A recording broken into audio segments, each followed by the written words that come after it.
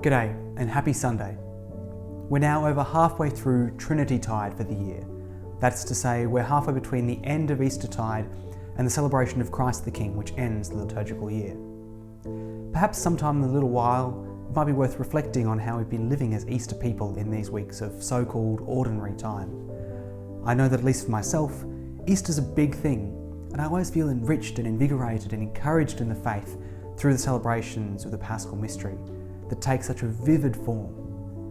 For me, this is an encounter with the Church and with Christ in a most splendid form. It's then both a little bit unfortunate and also quite reasonable that we're not celebrating the full Easter with all the bells and whistles every week. So how do we encounter Christ week by week and day by day? What are the primary ways that we come face to face with Christ and Christ comes face to face with us? In the past few weeks, we've spoken as church as a place for encounter, or even as Christian people who need to encounter. So this week we're going to turn to reflecting on how each of us, as a Christian, has the opportunity to encounter Christ. To begin these reflections of opportunity, I invite you to turn to the Word of God. How is the Word of God an opportunity for encounter?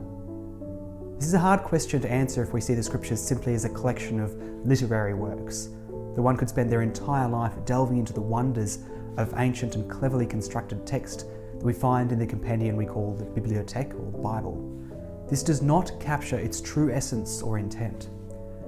We must remember that the Word in the beginning was, and the Word didn't suddenly get written down, but became flesh. Even in Old Testament times, before the Word of God was inscribed on tablets, the Lord spoke to Moses, performed wonders in Egypt, led his people through the desert, through the Dead Sea, and guided them on their tours of the desert, and called Moses to him. So we must remember that the Word of God is first and foremost the person of the Word or the Logos, and the medium that we have is written form. That we have to give due honour to the books. This should never detract from the Word who speaks to us when these scriptures are read.